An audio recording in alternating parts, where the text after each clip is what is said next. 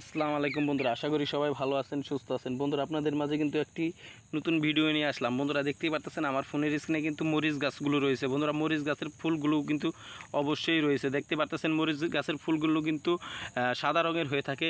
বন্ধুরা, তার পাশাপাশি কিন্তু এই মরিচ গাছটিতে কিন্তু এই সিজনে প্রচুর মরিচ ধরেছিল, কিন্তু তারপরেও কিন্তু পরের সিজনে বা কিছুদিন পরে আবারও মরিচ ধরবে। এই দেখেন, তার জন্য কিন্তু অলরেডি ফুল ধরে গেছে এই গাছটিতে। দেখতে পারতেছেন ফুলগুলো কিন্তু দেখতে সাদা রঙের হয়েছে। তো বন্ধুরা, পাতাগুলো কিন্তু সবুজ কালারের বা ছোট ছোট পাতা। তো বন্ধুরা, এক এক মরিচ গাছের কিন্তু এক এক রকমের পাতা হয়ে থাকে বা এক এক রকমের গাছের চারা হয়ে থাকে। বন্ধুরা, এই মরিচ গাছের জাতগুলো কিন্তু প্রচুর পরিমাণের হয়ে থাকে। বন্ধুরা,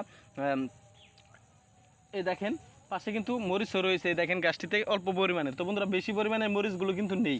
তো বন্ধুরা, আর কিছু মরিচ রয়েছে, তারা কিন্তু আমাদের গ্রামের কৃষকরা কিন্তু রোপণ করে মরিচ গাছটি রোপণ করে দিয়েছে, বা তার পাশাপাশি এই বীজগুলো হওয়ার জন্য এই মরিচগুলো রেখে দিয়েছে এই গাছটিতে। কারণ এই মরিচগুলো পেকে গেছে। এই মরিচগুলো পাকার কারণে তারা গাছটিতে রেখে দিয়েছে আর একটু ভালোভাবে পেকে যাওয়ার জন্য। তারপরে কিন্তু এই মরিচগুলো নিয়ে তারা বাড়িতে রোদের মাধ্যমে শুকিয়ে কিন্তু এর ভিতরের বীজগুলো বের করবে। বীজগুলো বের করে কিন্তু রেখে দেবে।